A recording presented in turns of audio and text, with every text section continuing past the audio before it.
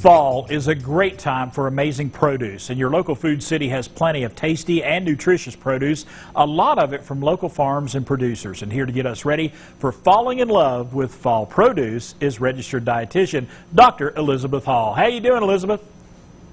Hi, Chris. I'm doing great. How are you? Doing fantastic, and it looks like you've got a cornucopia of fall produce there.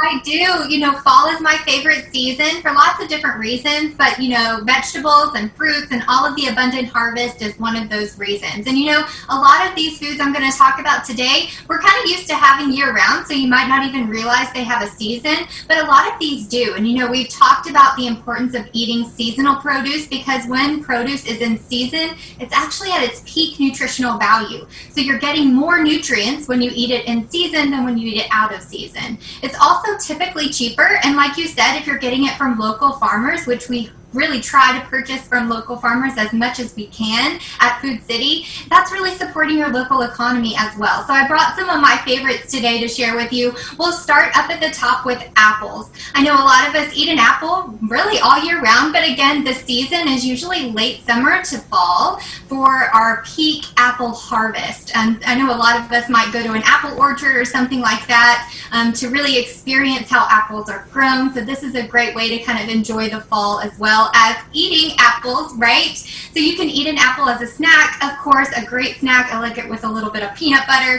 But you can also enjoy them as a part of your meal. Even savory recipes, I like to combine apples maybe with a pork tenderloin like I have up here at the front. That great savory saltiness of the pork goes great with the sweetness of that apple. So that's a great thing to kind of enjoy it with your meals as well as your snacks. And then, of course, apple ciders, apple butter, apple sauce, lots of different ways to enjoy it, even in smoothies as well. One of my favorite things to do as well when we were talking about apple butters is to actually use my fresh apples that I have. Maybe they're starting to go bad. Stick all of those in your crock pot. Make your own apple butter or applesauce at home. Typically, you can control the amount of sugar that's added that way. You can also keep the skin on because that's where all the fiber is, because that can make a more nutritious version of your favorite apple butter. So that's apples.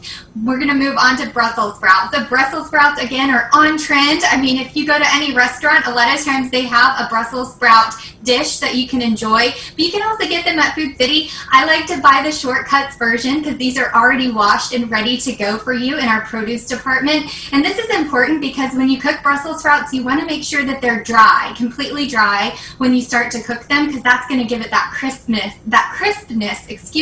and that caramelization that we're looking for. What I like to do is just cut them in half or even in quarters, stick them in the oven, usually 400 degrees or so, 20-25 minutes. I like to drizzle a little bit of olive oil, salt, and pepper. Delicious. Enjoy them roasted. You can also have them in lots of different ways. I have them raw here in a Mediterranean salad with some quinoa, a little bit of salmon on top, and of course bacon. Everyone loves bacon with Brussels sprouts. We also have a pizza here, as well as through some Brussels sprouts in a spinach dip. So just adding a little bit more fiber and protein to those dips that we love this time of year as well. And then last but not least, we got to talk about a winter squash, right, which includes the fall favorite, pumpkin. Everything is pumpkin nowadays, but there's also some other winter squashes you might want to look for at Food City, such as acorn squash, butternut squash. These are great. They can go in similar recipes that you would put pumpkin as well.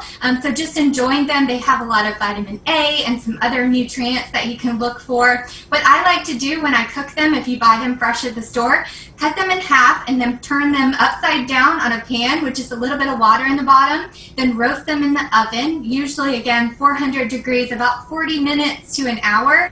When you get it out, you just scoop that flesh right out. I like to puree it a little bit, and then you can use it in all your favorite recipes. I, of course, have baked goods here, because who doesn't love pumpkin in a baked good during the fall season? But you can also enjoy them in savory recipes. I have some mac and cheese up there, some soup, even a curry down there that's made with butternut squash. So lots of different ways to add fall produce to your plate, and I hope that gave you some ideas.